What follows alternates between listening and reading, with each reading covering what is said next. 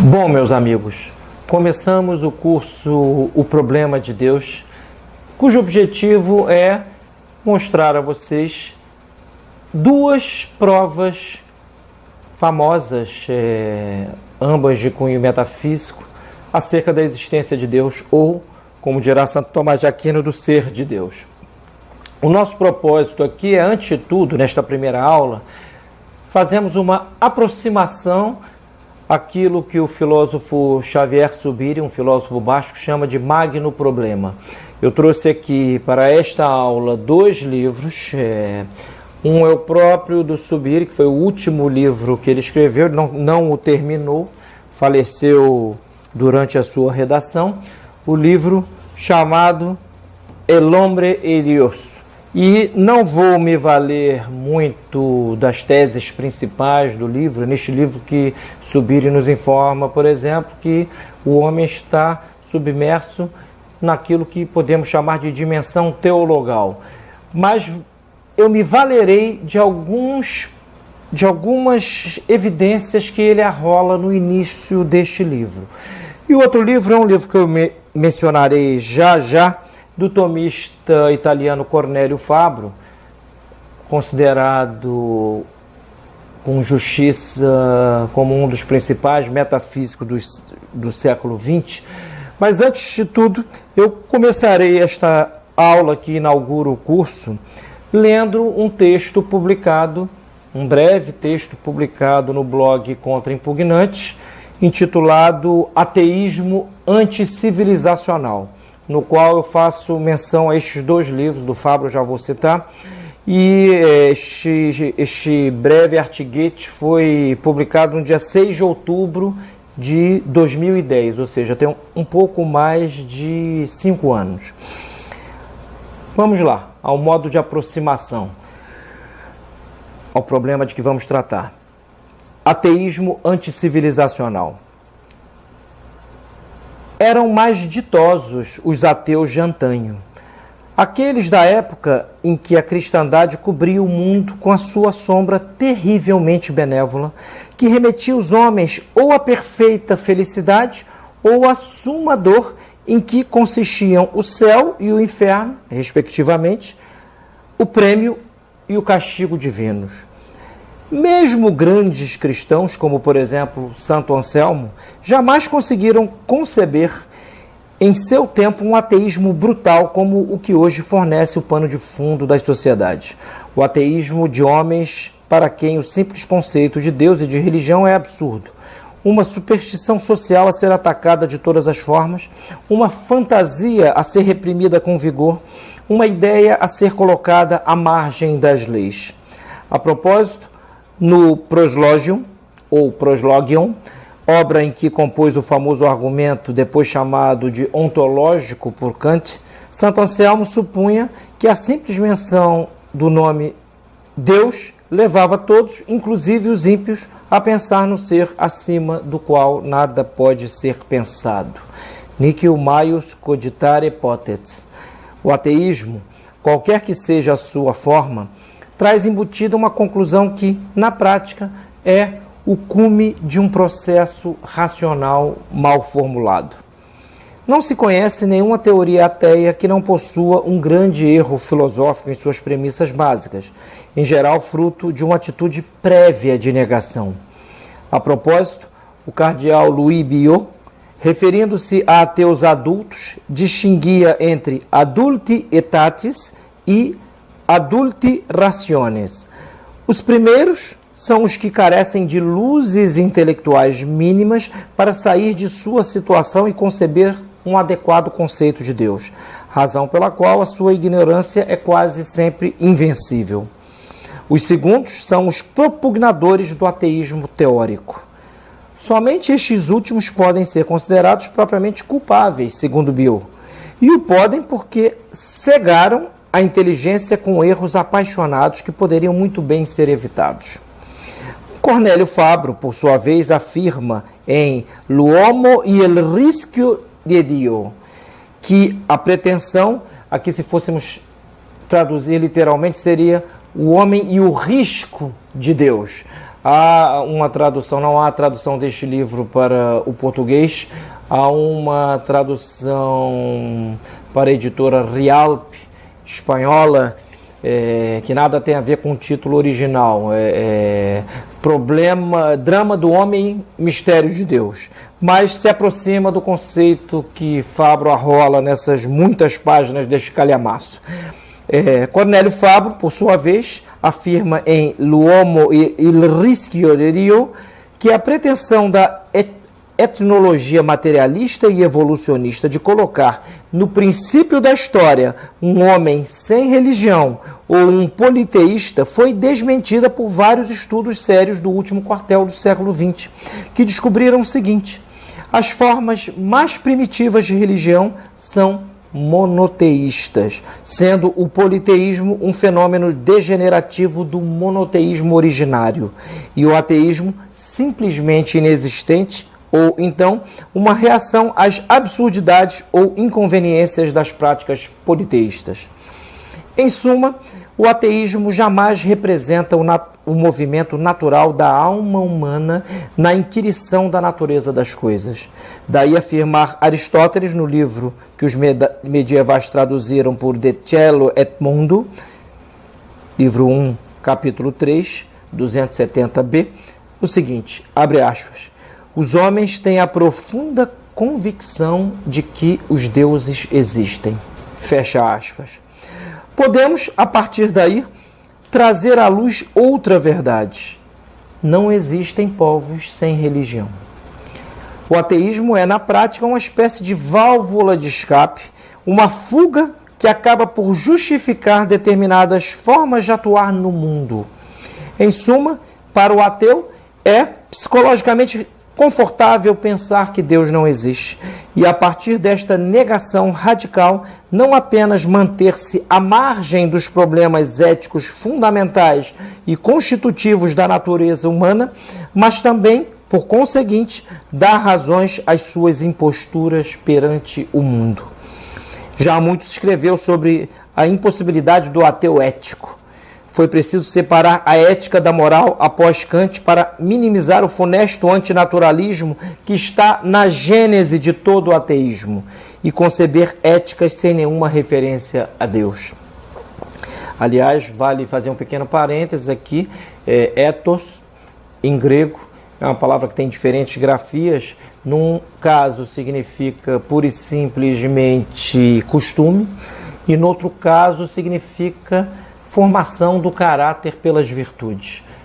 É neste sentido que o ethos é abordado na Ética Nicômaco, de Aristóteles. Ou seja, trata-se ali da formação do caráter humano pela aquisição de virtudes. E, entre outras coisas, Aristóteles nos diz, ali e aliures, que o primeiro dever cívico do homem para com a polis é prestar culto aos deuses.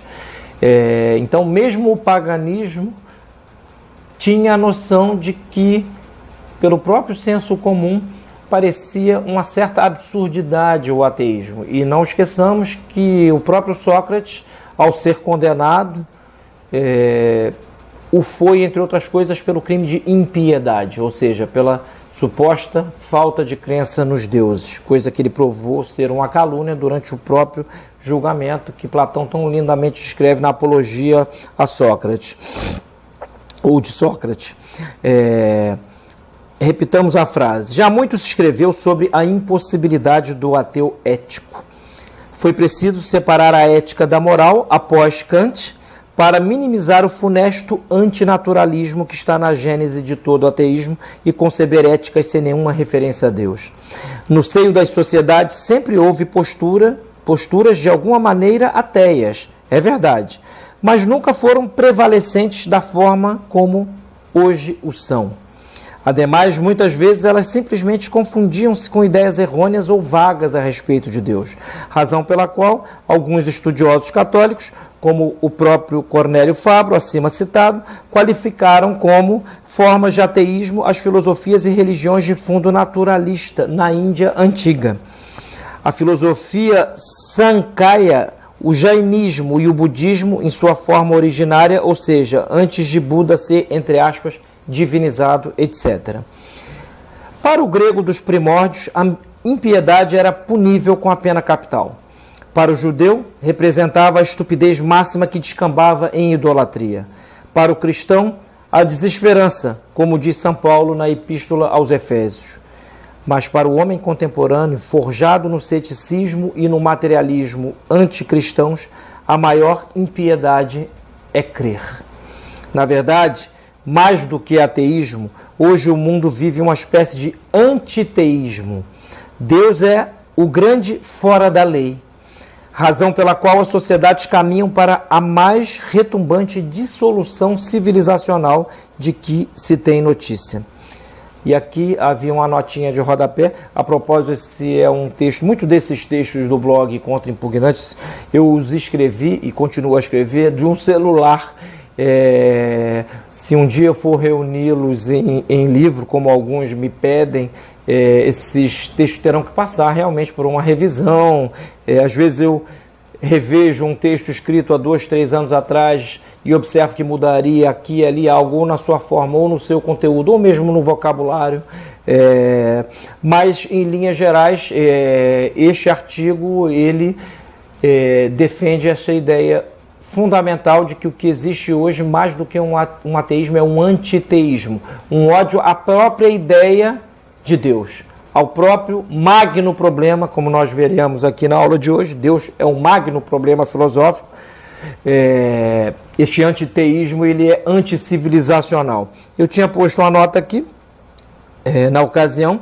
Não custa dizer a propósito que essa suposição, que era a suposição de Santo Anselmo, de que mesmo, é uma citação do início do Proslogion, o nécio diz em seu coração, não há Deus. Santo Anselmo parte deste salmo para erigir aquilo que será chamado posteriormente na história da filosofia de argumento ontológico, sobre o qual falaremos em aulas adiante. Esse é um breve curso de 4 aulas, e eu punha uma nota naquela ocasião que ressaltava o seguinte: não custa dizer a propósito que esta suposição de que todos, quando pensam em Deus, pensam no ser acima do qual nada pode ser pensado, é o erro capital entre as premissas do argumento anselmiano, fato que Santo Tomás aponta dizendo o seguinte: houve pensadores no passado que pensaram ou creram ser Deus matéria ou corpo. Crediderent Deum esse corpus. Em suma, não é verdadeiro que, ao pensar em Deus, de imediato o homem conceba-o como ser acima do qual nada pode ser pensado. É uma pressuposição sem fundamento. Dito isto, eu fiz aqui, vocês todos terão acesso aos temas de cada aula, ou ao esquema que eu preparei para cada aula. E para esta aula primeira, antes de começar a comentar, eu vou só arrolar esses referidos temas. Eu estou dando a ela o nome de prolegômeno, Deus magno problema, e estou pegando para partirmos nesta caminhada rumo às considerações, sobretudo de Santo Anselmo e de Santo Tomás de Aquino, de 2 filósofos do século XX, o basco Xavier Zubiri, no livro El hombre e Dios, e o italiano Cornélio Fabro, este da escola tomista, no livro L'uomo il rischio di Dio. Então, o Zubiri, 3 tópicos aqui vão ser abordados: a problematicidade da condição humana, resposta prática, segundo, dada por todos, sem exceção, teísmo, ateísmo e agnosticismo, adendo nosso, universalidade de uma atitude radical, resolução racional acessível para poucos. Terceiro tópico, ainda em Zubiri, problema inescapável. Adendo nosso, no limiar entre a crença e a ciência. Outro adendo, a escolha é fácil, pietismo na crença, materialismo na descrença e preguiça intelectual na suspensão do juízo. Ou seja, entre aqueles que são teístas, há a possibilidade de descambarem no pietismo, porque não formaram a sua consciência, não conseguiram formar nela um conceito adequado de Deus. E veja-se aqui que eu não estou me referindo a filósofos, eu estou ainda no plano da consideração a respeito da natureza de Deus que o vulgo tem, ou da inexistência de Deus que o vulgo ateu tem. Então, pietismo na crença, materialismo na descrença, há sempre um viés materialista na pressuposição da inexistência de Deus, e suspensão de juízo, que é justamente o caso do agnóstico, que diz que não é possível resolver esse problema pela razão. E muitos desses agnosticismos aplicados ao problema da existência de Deus foram exacerbados a partir do agnosticismo gnosiológico de Kant, que nos informa, entre outras coisas, que, e isto após ter saído do sonho dogmático, lendo David Hume, nos informa que a coisa em si ela é pensável, mas não é cognoscível. Conhecemos apenas o fenômeno e não o númeno. Já em Cornélio Fabro, teremos coisas análogas à universalidade do problema de Deus, e diz Fabro, qualquer das soluções depara com as formas da consciência humana, entendida como presença habitual dos conceitos e dos objetos perante um sujeito cognoscente, em fases distintas. Inevitabilidade da questão, ou seja, não há como escapar a ela. Vejamos aqui que estamos num plano muito parecido, pelo menos com relação à colocação dos problemas entre Fabro e Zubiri. As respostas que cada um vai dar são muito diferentes. Terceiro, ateísmo prático, ateísmo cético, ateísmo negativo, ateísmo positivo, ateísmo de cunho agnóstico e ateísmo teórico. Então, vou começar aqui com o Zubiri. Logo no início da introdução deste livro, ele diz o seguinte: eu não sei se a editora Realizações ela tem realmente traduzido parte da obra do Zubiri, inclusive em traduções da Lavra do meu querido amigo professor Carlos Noguet, e eu informo a título de mera curiosidade que a trilogia Inteligência Sentiente, que foi vertida e já está publicada pela Realizações, aliás, numa bela edição, uma espécie de... veio numa caixinha, são 3 livros, né? E 3 livros inquietantes, porque Zubiri parece querer colocar abaixo não só as provas da existência... Não, minto. Ele tenta colocar neste livro O Homem e Deus as provas da existência de Deus de Santo Tomás por terra. Mas não vou abordar esse ponto. Mas naquela trilogia, Zubiri realmente ele praticamente propõe uma nova gnosiologia, e houve uma discussão, era isso que eu ia dizer, na hora de traduzir o termo sentiente. Eu tinha sugerido ao meu amigo Noguet, conhecendo o conceito, que fosse vertido por inteligência sentiente, né? Uma das pressuposições de Zubiri é que inteligimos sentindo e sentimos inteligindo. Não vou entrar no mérito da questão, e optou-se por um neologismo, inteligência senciente, e ao fim e ao cabo um zubiriano português. Depois eu brinquei com o meu amigo Carlos, falou que a melhor tradução mesmo seria sentinte, porque é uma espécie de particípio presente mesmo, né? Então vamos aqui, para não perdermos o fio da meada, ver o que o Zubiri diz na introdução, que é só o que eu vou pegar deste livro aqui. O título deste livro, El Hombre de Dios, pode induzir-nos a pensar que nele tratarei de um Deus determinado, por exemplo, o Deus do cristianismo. Mas não é assim. Vou tratar tão somente de Deus no sentido de realidade divina, seja qualquer Deus indeterminado. Somente por clareza e comodidade de expressão falarei quase indistintamente de Deus e de realidade divina, enquanto não advirta expressamente o contrário. Deus é o título de um magno problema, né? Foi o nome que eu escolhi para essa aula, inclusive. Deus, magno problema. Este problema pode ser resolvido de 3 maneiras distintas. Positivamente, teísmo. Negativamente, ateísmo, suspensivamente, agnosticismo. Mas, se tem por hábito esquecer, né, em espanhol fica mais bonito, no pero suele olvidarse. Né, se tem por hábito esquecer que, nos três casos, se trata da solução a um problema, de um problema. O ateu pensa que, como Deus não é uma realidade imediata, é ao crente que incumbe a justificação da afirmação de sua existência. Mas ao teísta sucede a mesma coisa. Vive imerso na fé em Deus e estima, portanto, que é o ateu o que tem que dar razões para negar a existência de Deus. Converter Deus em problema é próprio do ateu, mas o crente, se diz ou se costuma dizer, não tem esse problema. O ateu e o teísta pensam, em geral, que seu ateísmo e seu teísmo são soluções a um problema subjacente. Qual?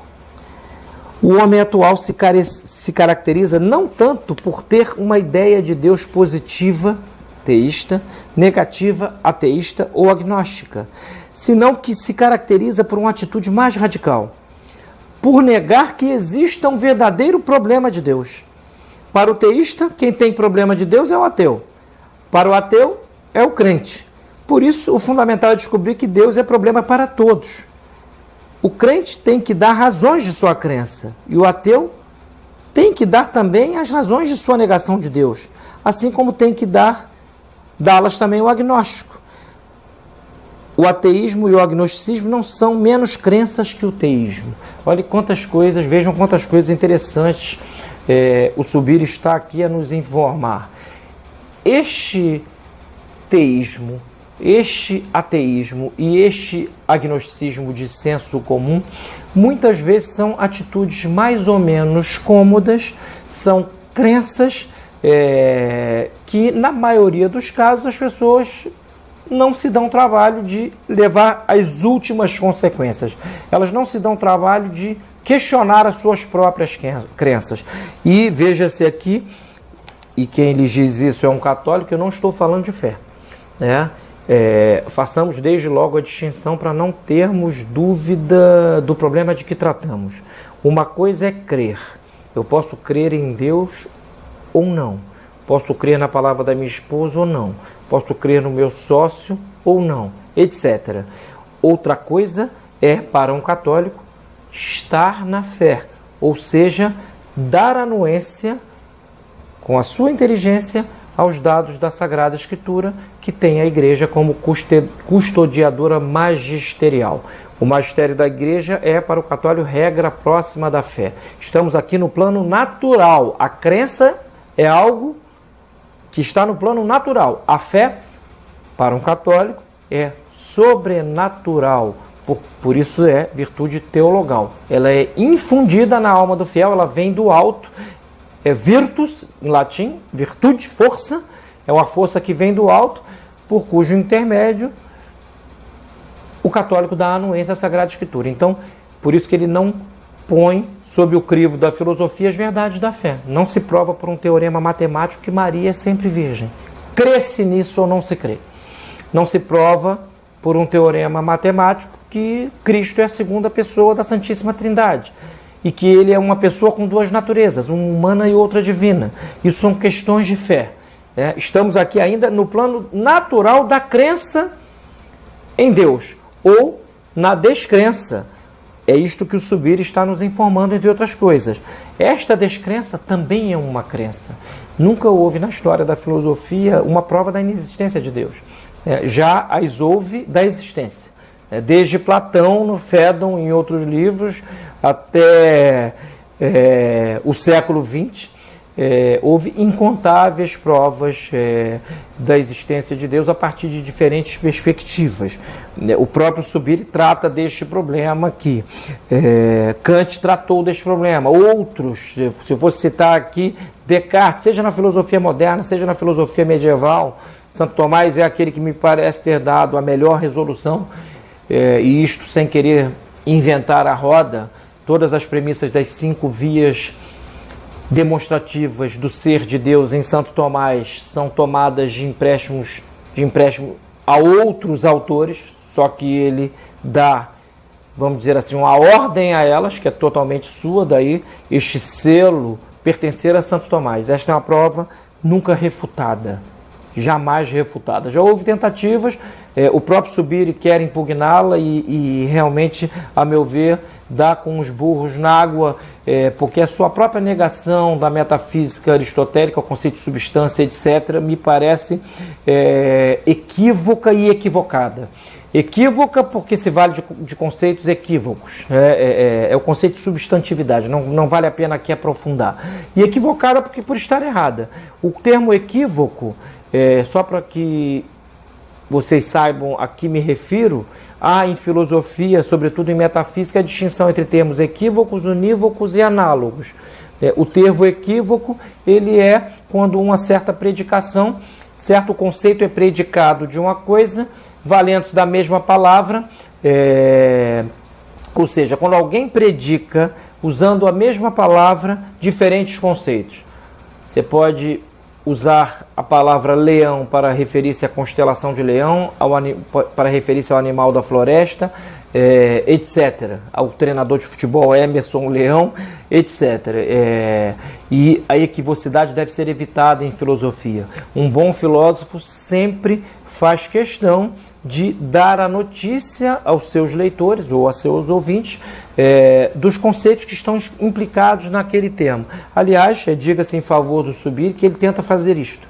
Ele até neste ponto é muito superior a vários filósofos modernos e pós-modernos. Ele pelo menos tenta dar a notícia do conceito em que usa. Realmente eu não concordo com várias das conceituações nem das terminologias, mas alguns, como se diz em espanhol, aportes, né, são muito interessantes em Subiri. Então, fique consignado que, e nisto eu estou com ele, que tanto o ateísmo, tanto o teísmo, quanto o agnosticismo de senso comum são crenças. Cabe àquele que quer sair desse universo de crenças que ainda não passaram pelo crivo da razão, buscar as razões suficientes para, enfim, poder justificar sua atitude, né? De que problema se trata de Subiri? Não se trata de um problema que o homem poderia ou não suscitar, como se fosse um problema de ciência, um problema, no fundo, arbitrário. Deus seria, então, um objeto a mais, talvez o mais importante com que o homem tem que se haver. Quer dizer, se trataria de ver se, além do homem e das coisas, há uma realidade. A realidade de Deus, a realidade a qual chamamos Deus.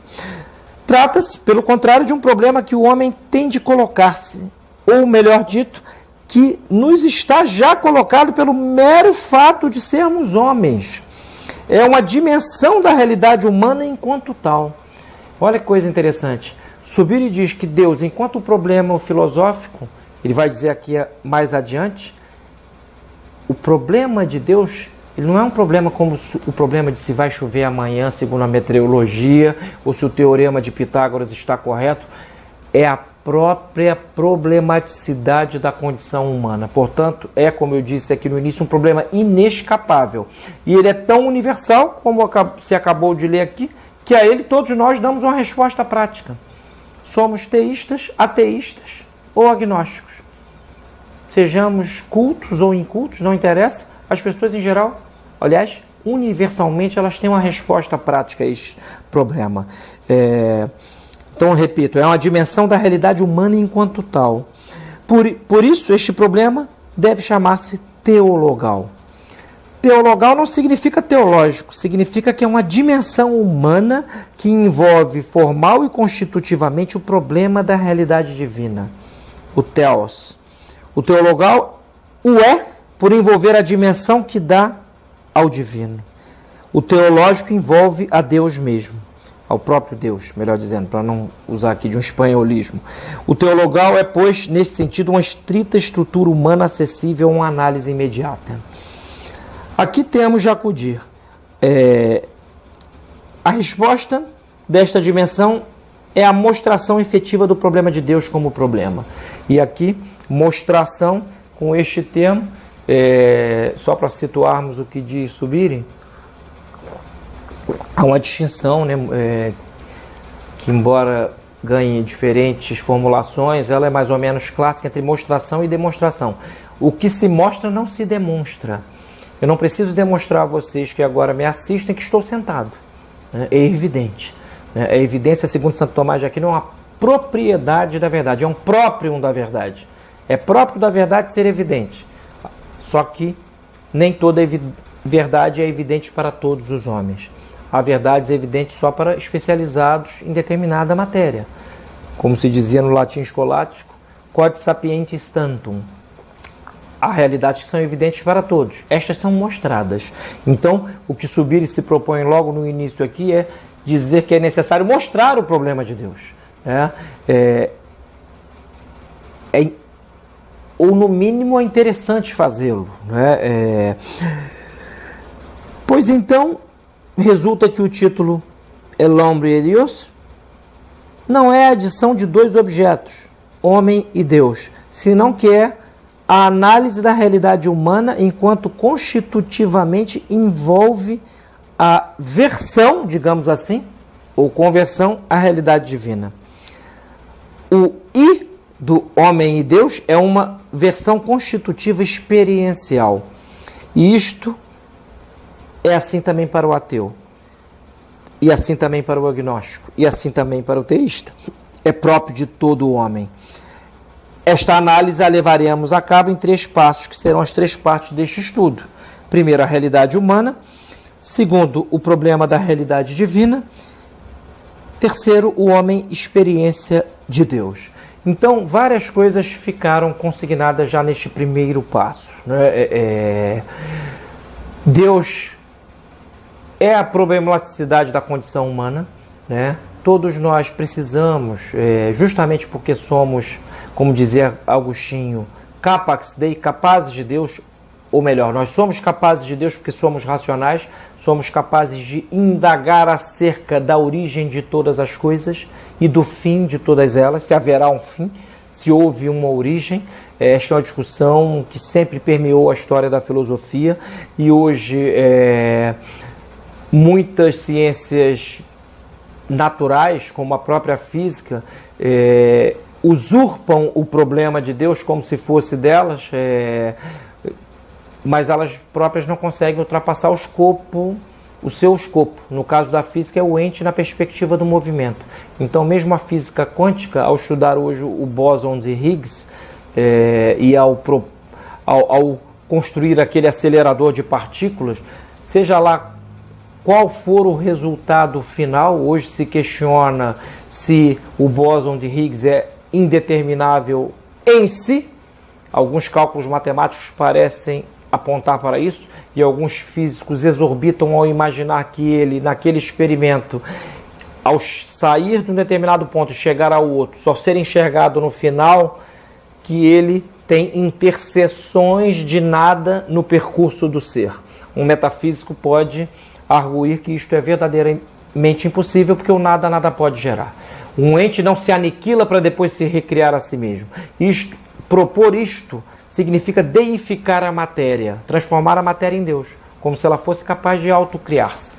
E não há nenhum ente, até hoje nunca ninguém provou, nem provará, porque só se demonstra o que é verdadeiro, que seja a causa de si mesmo. Cada um de nós, esta câmera que me filma, etc. Desculpem-me pelos exemplos prosaicos, mas eu acho que muitas vezes o que é prosaico nos leva à clara visão da coisa. Nada é anterior a si mesmo, nem nada é a causa de si mesmo. Mas fique considerado que este problema da existência ou inexistência de um próprio ser subsistente ou de um ser que não tenha potência para não ser, que seja o horizonte possibilitante de todos os entes, não é coisa de só menos importância na história da filosofia e na história da própria ciência. E o ateísmo contemporâneo, ele quer-se científico. Nós vemos formulações primárias de homens que ganham as manchetes da imprensa, que é a meia ciência por excelência, como Richard Dawkins, falando verdadeiras barbaridades que seriam refutadas por um metafísico com muita facilidade. Dawkins ele exorbita em muito o escopo, o horizonte da física ao propor um ateísmo pseudocientífico. Então, fiquem consignadas, antes de tudo, estas premissas. Deus é um problema filosófico, ele não só é objeto das nossas crenças, mas é um problema filosófico, e nisto estou com Subiri, é a própria problematicidade da condição humana. É impossível não dar resposta prática a este problema, E aqui o adendo nosso, eu tinha enumerado aqui os tópicos no início da aula, universalidade de uma atitude radical, ou seja, quando se diz universalidade de uma atitude radical, está se querendo apenas enfatizar o que foi afirmado por Subiri aqui nessa introdução. Nós somos arrojados, nós estamos tão arrojados nesta dimensão teologal, e se formos lembrar de São Paulo, ele diz que em Deus nós somos e nos movemos, não há nada fora de Deus. Deus é o ser abarcador, omniabarcador de todas as realidades. Não há nada que tenha ser, ou seja, que seja ente, que não esteja em Deus superlativamente. Em Deus não há lacunas, não há lacunas quanto ao ser. E esta universalidade é quase que a prova material de que não há como escapar. Trata-se de um problema verdadeiramente inevitável. E como eu disse, foi dito aqui no artigo que eu li no início, o ateísmo, seja qual for o tipo de ateísmo, vamos citar alguns aqui juntamente com Cornélio Fabro, ele sempre implica uma atitude filosófica equivocada, frágil, fácil. Alguém já terá dito que ninguém nega a Deus sem antes querer que ele não exista. Muitas vezes é conveniente para o homem negar a existência de Deus, porque se houver um Deus, muda todo o panorama, inclusive da moral. São os 3 pilares da filosofia, ser, agir e conhecer. Ou seja, metafísica, moral e teoria do conhecimento. Se prova que Deus existe, muda todo o quadro, todo o horizonte da nossa própria moral. E se prova que Deus existe, contrariando o que dizem muitos filósofos modernos, a moral não poderá ser, como imaginava Kant, um mero suposto categórico, digamos assim, extrínseco à consciência, até porque os erros de Kant, em geral, radicam naquela ideia de que o tempo e o espaço são a priori na nossa mente, coisa que é de uma absurdidade tão acachapante que chega a ser impressionante como houve na história da filosofia que se seguiu a Kant quem comprasse esta ideia primária. Então, os 2 adendos ao que disse o Subiri aqui, com relação à problematicidade da condição humana, que é o problema de Deus, e a resposta prática dada por todos, foram a universalidade da atitude radical e resolução racional acessível para poucos. O que se quer dizer com isto? É algo mais ou menos evidente.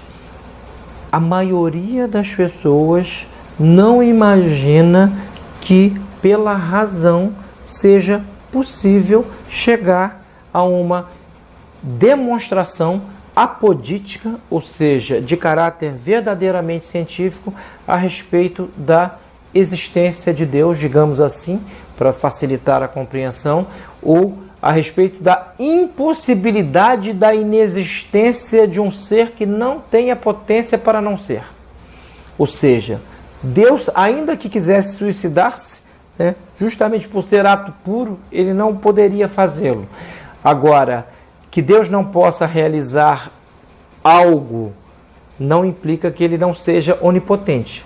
porque o mal sendo privação de bem, se Deus não pode algum mal, isso não lhe tira em nada o ser, não demarca nenhum déficit de ser.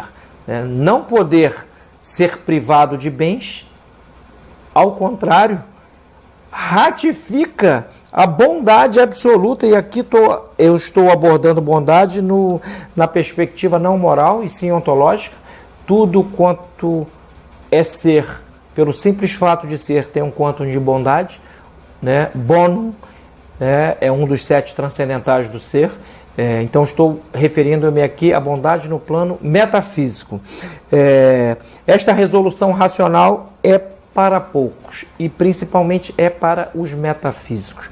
Aliás, na questão número 2 da Suma Teológica, Santo Tomás nos informa que a existência de Deus, na verdade, é o ser de Deus. Eu vou usar o termo existência, que é muito pouco usado por Santo Tomás. Existe até uma questão na Suma intitulada De Existentia Dei in Rebus, né, sobre a existência de Deus nas coisas. É um momento raro em que Santo Tomás usa esse termo existência, porque na sua metafísica, ser e existir não são termos unívocos, demarcam realidades distintas. O ser é a realidade em relação à qual tudo está em potência, inclusive a existência dos entes, né? Deus é ser, né? É óbvio que ele é existir também. Não há existir sem ser, mas não são termos unívocos. Eu vou usar o termo existência para facilitar a compreensão do problema. Mas quando chegarmos lá na aula referente a Santo Tomás, desculpe que eu estou, só para não perder o fio da meada, eu estou me valendo aqui do meu celular, onde eu anotei os tópicos, para não escaparmos desse problema. Lá no final eu vou explicar direitinho a diferença entre ser e existir para Santo Tomás, mas ele diz na questão número 2 da Suma, em determinada altura, que Deus não é uma realidade evidente. Daí a necessidade de ser demonstrado. E o é pela razão. As 5 vias demonstrativas da existência de Deus partem da premissa de que Deus é evidente em si mesmo, mas não o é para a inteligência humana. Porque o absolutamente imaterial não é acessível por intuição direta para uma inteligência que precisa valer-se da matéria para conhecer. Nós utilizamos os sentidos. Nunca ninguém viu a Deus nesta vida. Ou se viu, foram aqueles místicos que tiveram aquela união unitiva e deixaram registrado em seus livros, grandes livros da mística ocidental e oriental também, desde Priscas Eras até o período da Contra-Reforma. São João da Cruz, por exemplo, né, na sua subida do Monte Carmelo, ela culmina, a propósito, neste amplexo místico entre a alma e Deus. Mas nunca ninguém tirou uma fotografia de Deus. Chegou lá, olha que Deus aqui. Até porque o imaterial é infotografável por natureza. Deus é o inominável. Deus é o indefinível. Nós só podemos ter dele definições, diz Santo Tomás, e nisto eu concordo com ele, a partir daquilo que não pode ser atribuído a Deus de maneira nenhuma. Então chegamos aos seus atributos por uma espécie de metafísica de via negativa. Então, é uma resolução racional para poucos. Daí, aliás, a importância da fé, né? Santo Tomás diz que a conveniência da revelação, entre outras coisas, se dá porque se não houvesse a revelação, poucos homens teriam notícia da existência de Deus. Então, é um problema, como se disse aqui, e eu ressaltei, inescapável. Não há como escaparmos a ele. E, adendo nosso, título, no limiar entre crença e ciência. Exatamente isto. Este limiar é definido pela consciência ainda quase infantil acerca da natureza divina e a consciência que um metafísico tem acerca da natureza divina, ou mesmo que um físico que tenha estudado algo de metafísica de maneira séria tem a respeito do ser de Deus, da existência de Deus. Eu mencionei aqui, se o homem não sair, eu disse aqui e repetirei agora com outras palavras, se o homem não sai melhor dizendo, desse estado de senso comum, que é muitas vezes cômodo, ele tende a cair ou no pietismo, numa crença de tipo pietista, num materialismo, ou seja, num ateísmo de tipo materialista, e aqui me refiro a Chesterton. Quero fazer uma citação a Chesterton, que dizia que o materialista é aquele que usa o espírito para provar que só existe a matéria, para dizer que só existe a matéria. O materialismo é um contrassenso tão grande que até para ser afirmado ele precisa de um espírito que o afirme, né? A matéria não afirma o materialismo, né? O Chesterton era um gênio extraordinário, porque conseguia sintetizar em fórmulas bem-humoradas algumas premissas universais. E por fim, se o homem não sai desse estágio inicial, quase primário, de crença, os três são crenças, no início todos os três são crenças, ele acaba também por cair no agnosticismo, que é uma espécie de covardia metafísica, né? Esse problema não se resolve, né? É como um sujeito que, sendo incapaz de entender o teorema de Pitágoras, diz que não existe, né? Aquela atitude que os medievais chamavam de assídia, né? Um ódio à própria excelência que o homem é chamado a realizar em sua vida, dadas as potências superiores de sua alma, a inteligência e a vontade. O agnóstico, em geral, ele repete aquela atitude primária: não sei, não quero saber e tenho raiva de quem sabe. Então, se não se sai deste estágio, digamos assim, quase que infantil, acaba-se por cair num pietismo. Repito, não estou falando de fé, né? A fé, virtude teologal. Estamos falando aqui de crenças, né? E o materialismo tosco, nós vamos ver aqui hoje há um tipo de ateísmo que é materialista e é militante. Ele sequer de cunho científico. A propósito, aliás, não sei se eu disse aqui no início da aula, o primeiro filósofo na história a mencionar o termo ateísmo, tão ausente que ele era na antiguidade, foi Clemente de Alexandria, já na época do cristianismo, né? Ele se refere àquelas pessoas para quem Deus não é, não existe, né? Foi o primeiro a utilizar, primeiro de que tenhamos notícia, a utilizar num texto o termo ateísmo. Por aí se vê como ele é contra o senso comum, né? Todas as sociedades, se olharmos para a história das religiões, para a história da civilização, nós veremos desde a Mesopotâmia antiga, nós veremos os sumérios, aonde espraiarmos o nosso olhar, nós veremos a consideração de que o homem não poderia estar sozinho, nem ser uma autocriação. Ainda não havia na antiguidade do hinduísmo antigo um evolucionismo como o darwinista para propor algo que para o senso comum é mais ou menos absurdo, que é uma espécie evoluir em outra, o que implica atuar acima das suas possibilidades metafísicas. Eu sugiro a vocês que procurem no blog Contra Impugnantes uma série que eu não acabei por falta de tempo, mas ali já há bastantes argumentos, uma série que é uma crítica, é um paralelo entre metafísica e teoria da evolução, onde eu mostro que todos os entes estão inscritos em uma determinada forma, que é princípio de operação deles, princípio de especificação, é o que define a espécie, né? É a forma, e princípio de inteligibilidade. Nós só entendemos que certo ente pertence a esta ou aquela espécie porque conseguimos entendê-lo. O ininteligível não pode ser classificado, mas eu aponto ali que como a classificação da biologia, embora seja muito útil, ela está aquém da classificação metafísica, porque, na verdade, o metafísico, para ele, certas diferenças específicas ou dentro de uma espécie, elas não mudam a espécie. Um coleóptero, que é um besouro, né, para um metafísico, tenha ele asas azuis, amarelas ou vermelhas, será um ente da mesma forma e, portanto, da mesma espécie. Para um biólogo, a classificação será diferente, né? A borboleta azul, ela será classificada com determinadas características nas suas asas, será classificada como uma espécie distinta de uma borboleta menor, amarela. Então são classificações distintas. Ali eu faço menção, entre outras coisas, ao biólogo norte-americano Michael Beer, que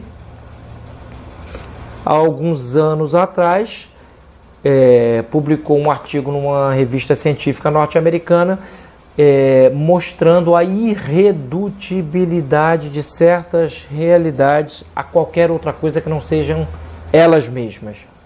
O sangue, por exemplo. O sangue não tem potência para transformar-se numa outra coisa.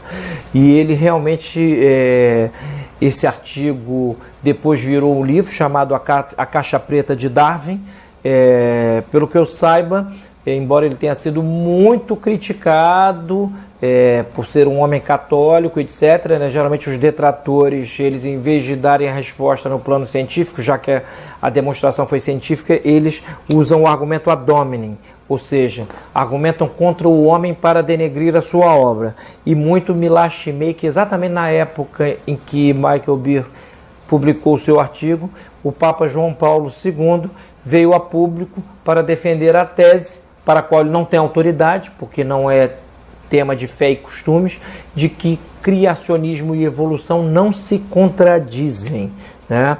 E podemos demonstrar metafisicamente, sem medo, e aqui podemos afirmar isso, sem medo de estar, como católicos, ferindo a autoridade do Papa, ou coisa que o valha, que realmente o evolucionismo darwinista é metafisicamente insustentável, né? E ao dizer metafisicamente insustentável, eu estou considerando uma coisa básica. A metafísica é a ciência de terceiro grau de abstração, né?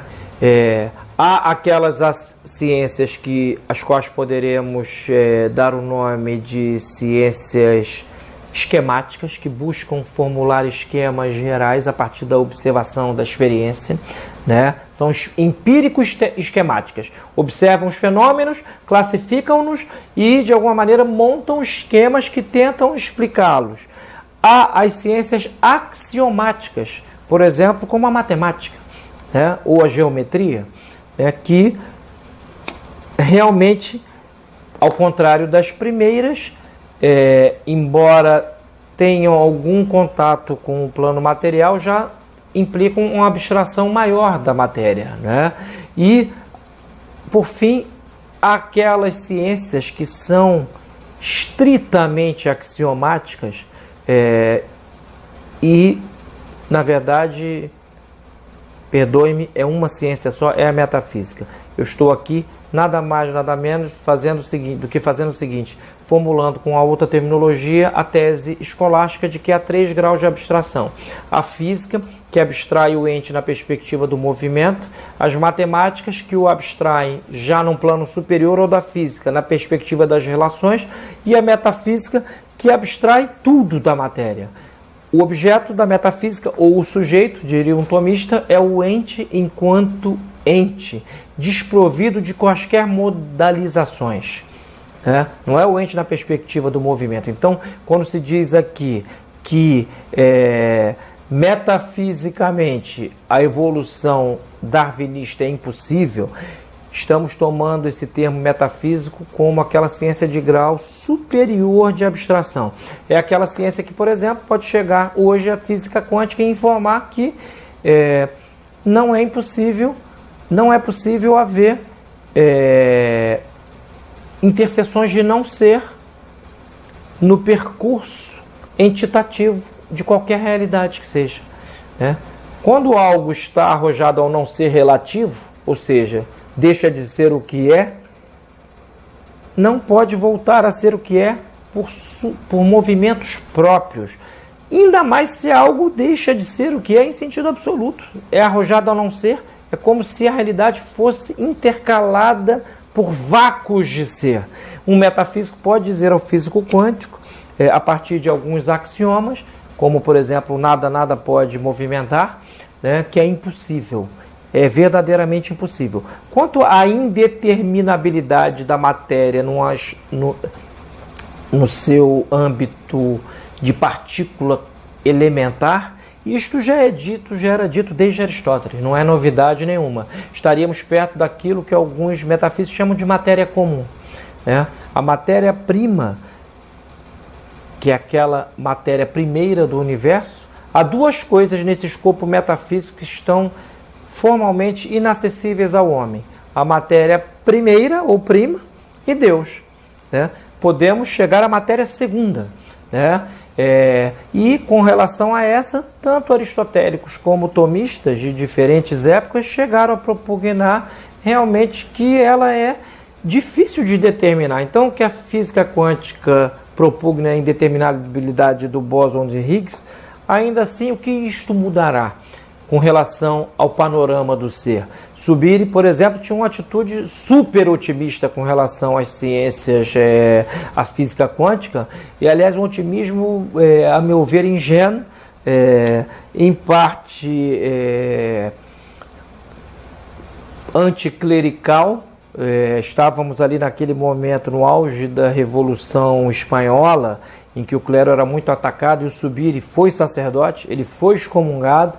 Ele confessou a um amigo seu numa carta que o dia da sua ordenação foi um dos mais infelizes de sua vida, porque ele teve que fazer o juramento antimodernista designado pelo Papa São Pio X. O Subiri me parece assim, crente numa espécie de cientificismo, uma atitude muito análoga, muito parecida com a atitude de filósofos e cientistas do século XIX, de cunho positivista, né? Uma crença numa espécie de progresso indefinível da ciência. Então, tenhamos em vista, antes de tudo isto, Deus é um problema filosófico, também é objeto de nossas crenças. Agora, com o Fabro, isto fique assinalado. Esta é a nossa primeira aproximação e está bastante de acordo com o que eu propus na ementa do curso. E com relação ao Cornélio Fabro, ele também ele juntamente, antes de subir, melhor dizendo, ele nos diz que o problema é universalíssimo, só que ele diz uma coisa a mais: qualquer das soluções depara com as formas da consciência humana. E aqui digo eu, interpretando ao Fabro, entendida como presença habitual de conceitos ou de objetos perante um sujeito cognoscente. Com aliociência, é a consciência de algo, ou a ciência de algo aplicado habitualmente a ponto de se tornar consciência no sentido de se tornar um hábito, né?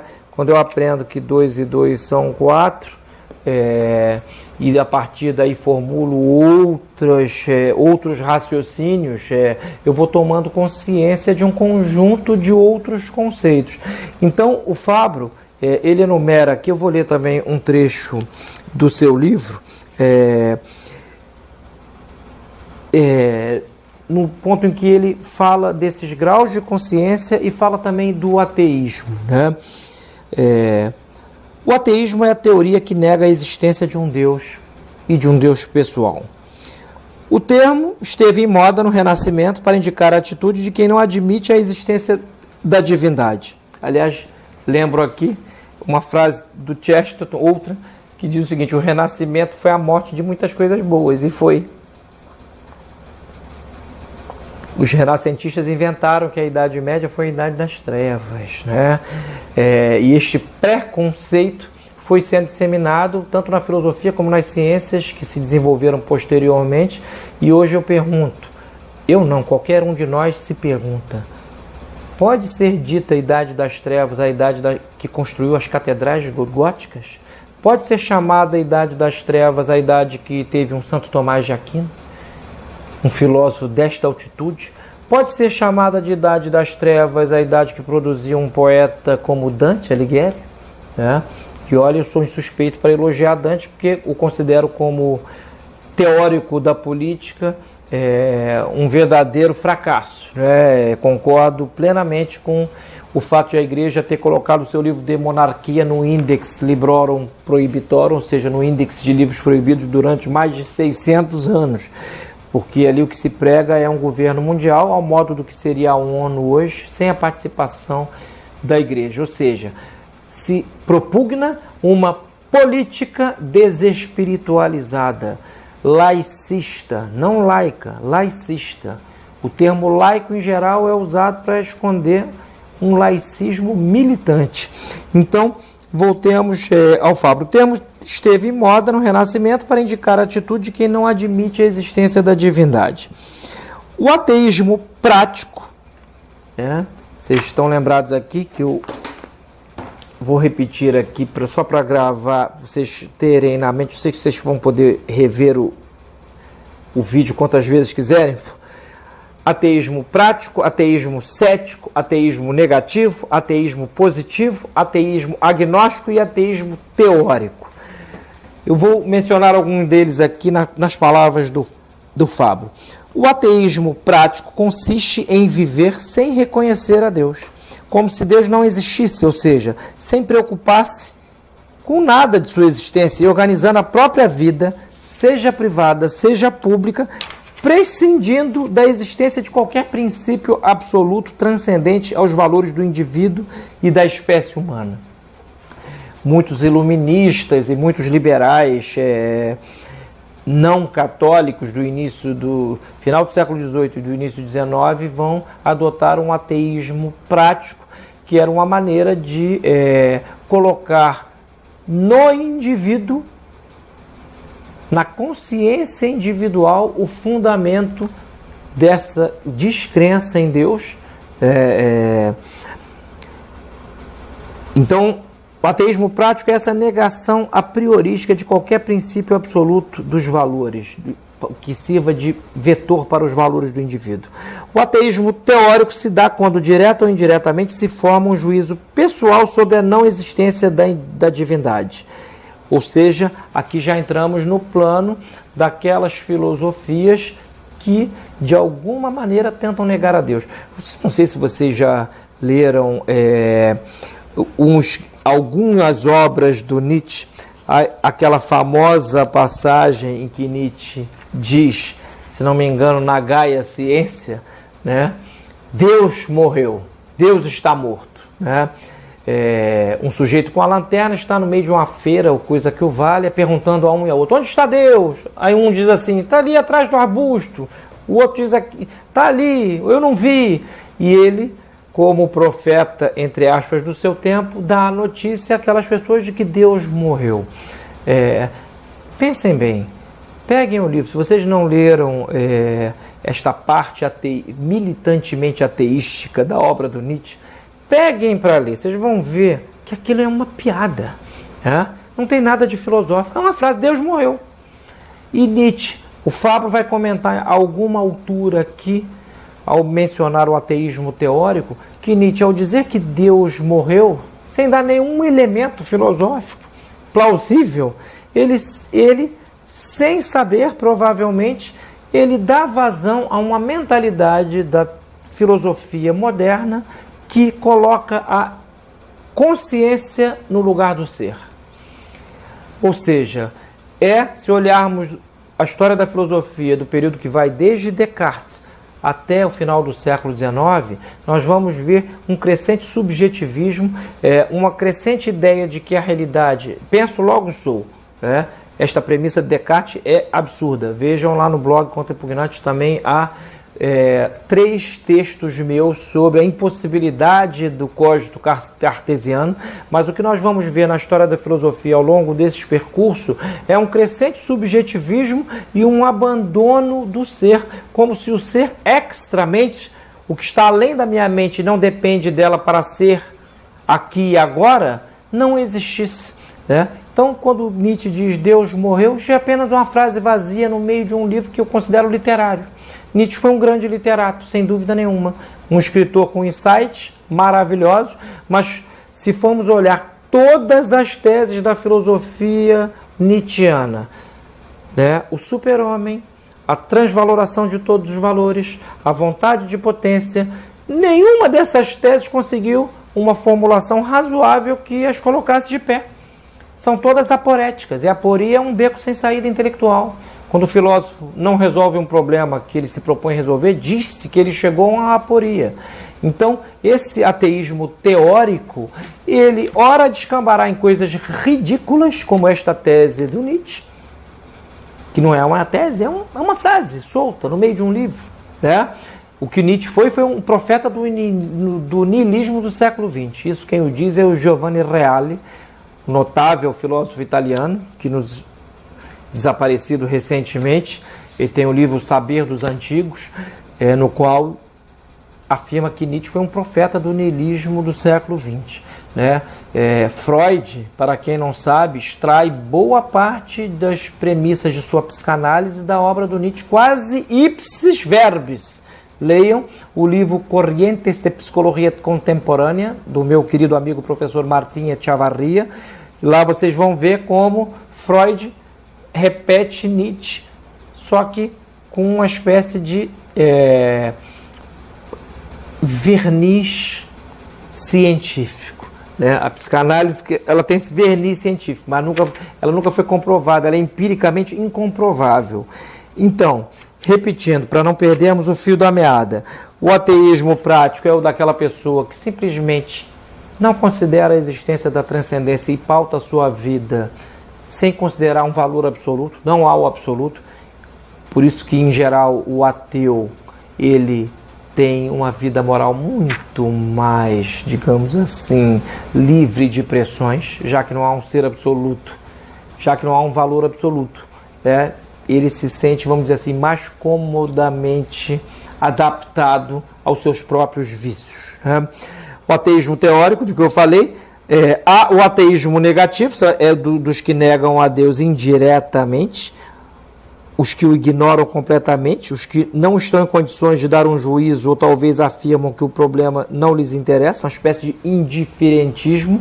Esse indiferentismo, ele é mais ou menos aquilo que o cardeal Biot, citado aqui no início, diz que é o ateísmo teórico propriamente dito, é mais culpável, porque ele já não é o ateísmo do inocente, daquele sujeito que está num grau de ignorância invencível. Né?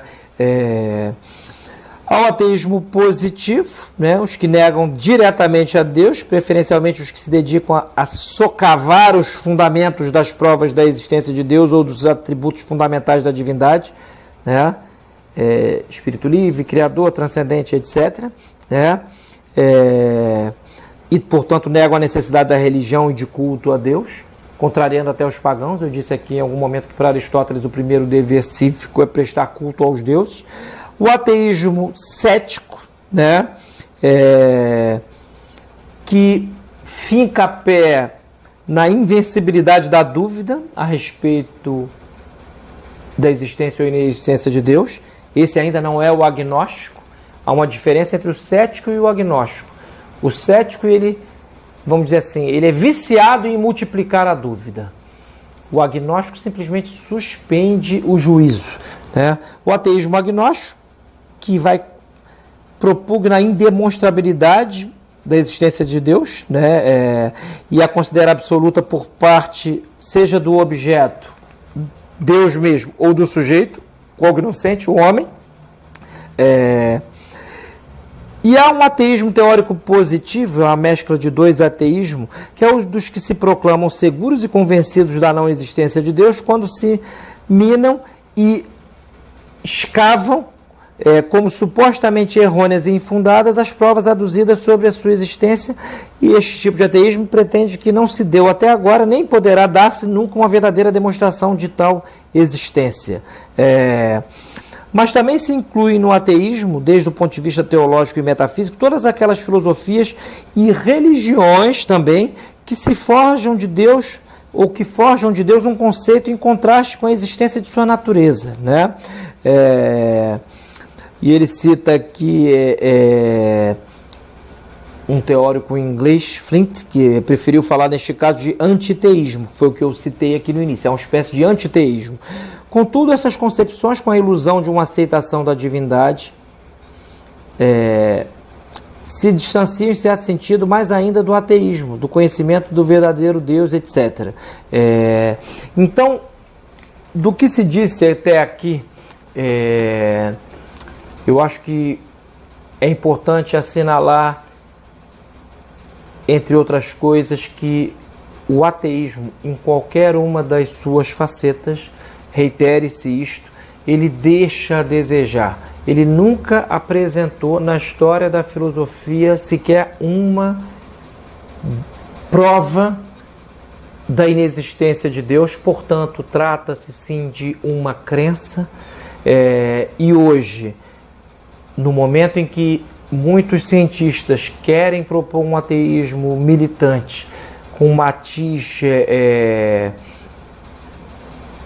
teorético, digamos assim, cabe-nos, como estudiosos da metafísica, apontar não apenas os seus enganos, como o fato de que se trata, em geral, de cientistas que ultrapassam os rincões das suas respectivas ciências para praticarem metafísica. Leiam o livro do filósofo Carlos Augusto Casanova, que é um venezuelano radicado no Chile. Ele tem um livro intitulado Reflexiones Metafísicas sobre a Ciência Natural.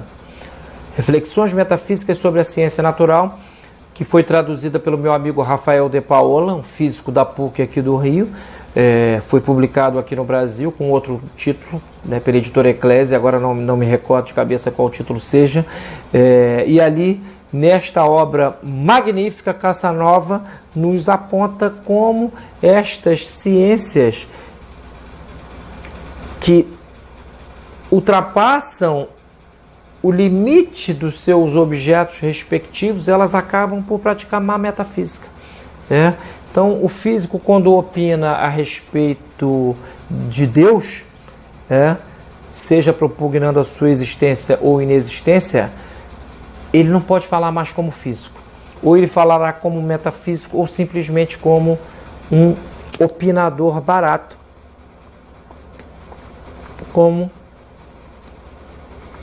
alguém que já não fala sob a autoridade nem da sua ciência, e nem da sua consciência. Da sua ciência, porque é um problema que ultrapassa a sua ciência. A física só pode, na melhor das hipóteses, um dia chegar até a matéria-prima.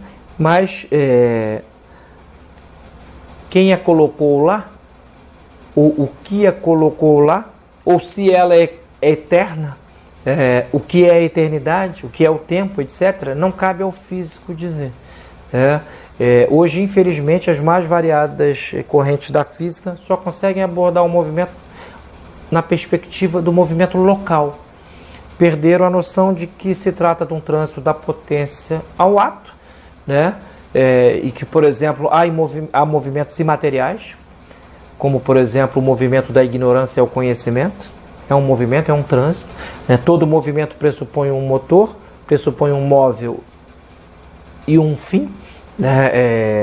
Um movimento infinito, como que alguns aristotélicos propugnam, ele realmente é contrário ao conceito de matéria.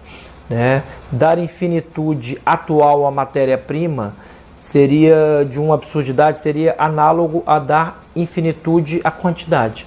A quantidade, a matéria tem uma dimensão quantitativa. Tudo quanto é corpo tem um quanto de matéria.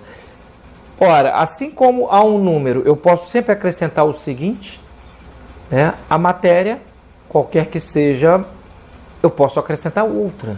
Então, o infinito numérico ou material ou quantitativo, ele só pode ser dito por analogia de atribuição. O infinito, em sentido metafísico, só pode ser imaterial. Aquilo que não tem princípio nem tem fim. Então, nós vamos falar aqui do infinito.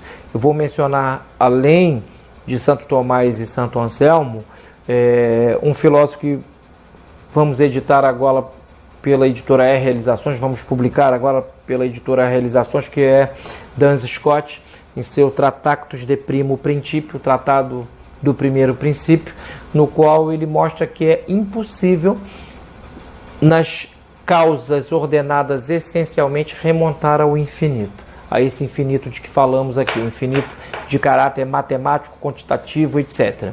O infinito realmente ele só pode ser imaterial e, na ordem do ser, nenhum dos entes que neste incomensurável rincão, nesta incomensurável escala de causas e efeitos, pode ser a causa da própria série. Há que haver algo para além da série, que dê razão de ser a série. Toda série, para sê-lo, precisa ter um começo. Né? Uma série sem começo é uma contradictio in terminis. Não é série. Né? Então, na ordem do ser, nas causas essencialmente ordenadas, é impossível remontar ao infinito material. Ela clama por um infinito imaterial que está posto para além dela mesma. Então, com isto fica assinalado, nesta primeira aula do curso, que não se trata de um problema primário. Deus é realmente, como disse Zubiri aqui, um magno problema. É um magno problema filosófico, que está para além da nossa crença ou descrença. O que nós vamos discutir adiante é a respeito da possibilidade da demonstração da sua existência ou do seu ser, como disse Santo Tomás na Suma, ultrum Deus sit, se Deus é, mas que não se trata de algo primário ou de uma crença barata, né, de uma crença, e aqui eu estou me referindo propriamente àqueles que creem. Não se envergonhem de crer, porque, primeiro, grandes homens da história da filosofia, aliás, os maiores, todos eles eram crentes. Todos os grandes filósofos, sem nenhuma exceção, os maiores eram homens que acreditavam na transcendência. Aqueles que hoje muitos tomam como grandes e que, a meu ver, são nanicos filosóficos, como Hegel, Kant e outros que são idolatrados, Heidegger, etc., perto desses que eu mencionei aqui, Aristóteles, Santo Tomás, Agostinho, Platão, Sócrates, alguns pré-socráticos, nem todos os modernos foram descrentes, diga-se. Né? Descartes, por exemplo, acreditava em Deus. Né? Infelizmente caiu num pietismo porque as próprias premissas de sua filosofia não poderiam levá-lo senão a esse tipo de pietismo. Mas referindo-me propriamente aos ateus, né? Heidegger era ateu. Quem quiser, pegue a biografia do Rüdiger Safransky, é o mesmo biógrafo do Nietzsche. Ele termina a biografia com a seguinte consideração: Heidegger, ele morreu já, ele viveu bastante depois da Segunda Guerra Mundial. Ele, como a ontologia fundamental do seu livro Ser e Tempo era aporética, ele nunca a completou, e um dia flagraram-no entrando numa igreja e se benzendo. E a pessoa que o flagrou sabia que ele era ateu. E perguntou: mas isso não é uma contradição, não é um contrassenso você entrar aqui num templo? E a resposta tosca que ele deu, ele que acabou a vida falando de poesia, falar de poesia é mais fácil, né, do que falar sobre o ser. Disse simplesmente o seguinte: olha, neste lugar em que tantos homens prestaram reverência a algo, a transcendência, eu hoje aqui presto reverência. Então até mesmo um ateu, né, que não era de todo enlouquecido, como houve alguns, né, Nietzsche, coitado, me parece um caso extremo, né, posso até depois comentar num videozinho de 5 minutos à parte, algo da loucura de Nietzsche, do momento em que ele fica catatônico, que é um momento dramático. O próprio Rüdiger Safransky conta-nos esta história. Então, estes são nanicos perto dos gigantes da história da filosofia. Então, vocês que creem, não se envergonhem de crer. Né? Os maiores homens filósofos que já pisaram o pó deste mundo acreditavam que este mundo, e o mundo aqui não é o planeta Terra, é um mundo entendido como o universo de todas as coisas que são. Ele não pode ser autocausado. E eu cometi uma causa aqui agora horrorosa, deixei cair aqui a matéria do meu charuto, para desespero da minha esposa que está aqui na sala, que vai, né, depois me xingar. Vou ver se eu varro. né? Isso aqui teve uma causa, viram? Caiu. Eu me distraí, larguei e caiu no chão. O único encausado é Deus, e nada é a causa de si mesmo. E nada acontece por acaso. Depois nós vamos falar do acaso aqui, já que tratamos do problema da existência de Deus. Mas fique consignado isto. Não se envergonhem de crer, né? Crer em Deus é o mais razoável, né? Crer em Deus é o mais razoável. Não crer nele não só é irrazoável, como em geral acaba induzindo o homem a comportamentos imoralistas. Muitos ateus foram não apenas imorais, como imoralistas, o que é pior, né? Acabam descambando em algum tipo de hedonismo. E encerro aqui a aula mencionando Santo Tomás de Aquino, que nos diz com outras palavras que não estas, algo mais ou menos assim: crer na existência das realidades escatológicas, céu, purgatório e inferno, é algo positivo, né? Por quê? Se acreditamos que além desta vida há uma realidade de dores infindáveis, infinitas, eternas, isso significa o seguinte: nós não nos deixaremos abater por qualquer dor neste mundo, né? A crença nesta realidade de uma dor eterna mitiga as dores humanas, relativiza-as. Ele diz isso com as suas palavras. A crença numa felicidade perfeita, a que chamamos céu, ela também nos coloca em guarda contra a atitude de a pessoa achar-se maravilhosamente feliz. Ela pega uma gripe, uma doença, um ebola desses da vida e morre, né? E a felicidade vai-se embora com a vida. Então, quem crê numa felicidade perfeita ou numa infelicidade perfeita tende a virilizar o espírito. Então, ainda que Deus fosse o inexistente sem sentido, ele seria aquele sem sentido que dá sentido a todas as coisas que são. Ainda que ele fosse uma absurdidade, ele seria a absurdidade que retira do absurdo todos os entes.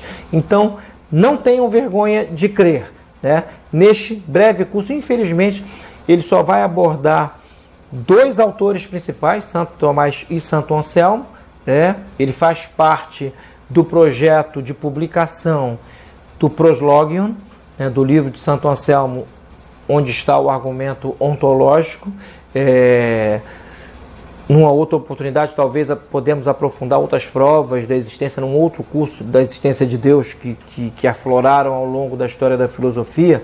Infelizmente, vamos tocar só estes dois filósofos, sobretudo. Mas, como eu programei e cumpro agora, ao finalizar esta aula, antes de tudo era necessário dar, vamos dizer assim, um horizonte ao problema e mostrar que ele não é algo simplista. Fiquem com Deus, com o meu cordial abraço e até a próxima aula.